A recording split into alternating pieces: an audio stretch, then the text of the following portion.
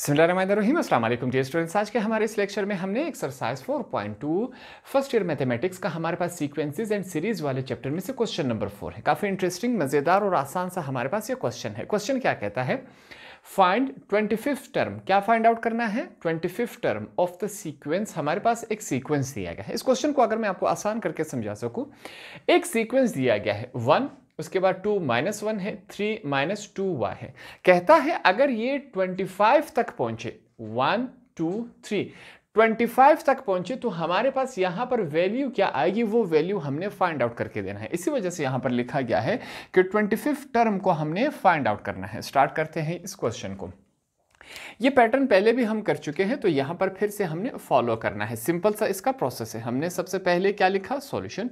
Solution के बाद जो क्वेश्चन हमारे पास दिया गया है इसको हमने लिखना है। क्या है? 1 कॉमा, फिर हमारे पास क्या है 2 -y, फिर क्या है हमारे पास 3 -2y, उसके बाद क्या है कॉमा, डॉट डॉट डॉट। इसका मतलब क्या है कि ये वैल्यू चलती जा रही है। कहां तक चलती जा रही है हमें मालूम नहीं है, ठीक है। कोई बात हमें मालूम नहीं है कि ये कहां पर जाके रुकेगी।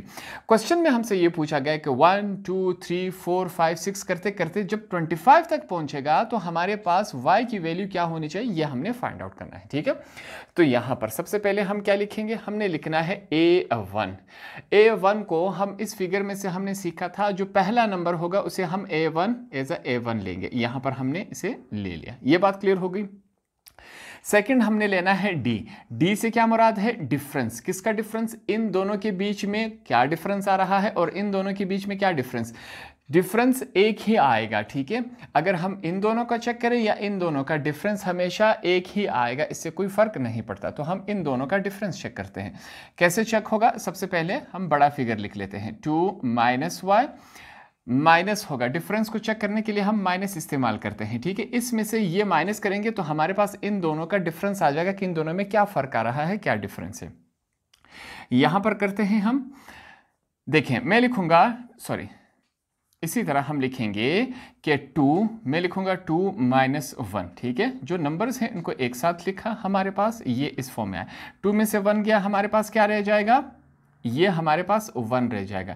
पीछे क्या है? -y। 2 में से 1 गए, 1 रह गया, -y बकाया है, इज इक्वल टू, ये हमारे पास क्या है? डिफरेंस है। इन दोनों के बीच में हमारे पास यही डिफरेंस है, इन दोनों के बीच में भी हमारे पास यही डिफरेंस है। डी से हमने यही बात याद रखनी है, ठीक है। आगे चलते हैं। लास्ट में हमने क्या लिखना है? n। अब n मैंने आपसे कहा था कि लास्ट फिगर को हम एज अ n लेंगे। यहां पर वो हमारे पास फिगर नहीं है। n से क्या है, जिसे हमने फाइंड आउट करना है, जो हमें मालूम नहीं होता। तो क्वेश्चन की तरफ जाएंगे, हमें किसकी वैल्यू मालूम नहीं है? 25। तो यहां पर n को हम क्या लेंगे? 25 ही लेंगे। 3 वैल्यूज हमारे पास आ गई, a1 d और n की वैल्यूज। इन तीनों वैल्यूज को इस्तेमाल करके हमने 25 टर्म का सीक्वेंस फाइंड आउट करना है। इसके बाद यहां पर सबसे पहले मैं क्या लिखूंगा? We know that. हमें एक बात मालूम है। वो बात कौन सी है? वो बात यहां पर है कि ये क्वेश्चन जो है एक फार्मूले से सॉल्व होगा, और वो फार्मूला हमारे पास क्या है, यहां पर मैं फिर से लिख लेता हूं।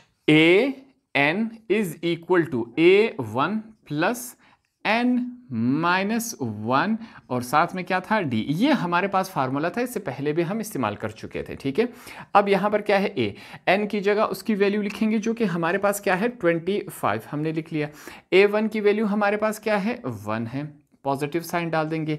n की वैल्यू हमारे पास क्या है? 25, ये हमने लिख लिया। माइनस क्या है? 1 है, साथ में d। डिफरेंस हमारे पास क्या आया था, उसकी जगह हम ये लिख लेंगे 1 -y। तो d की जगह हमने उसकी वैल्यू लिख ली। जो जो वैल्यू थी अपनी अपनी जगह हमने पुट अप कर दी, तो ये हमारे पास इस शक्ल में है।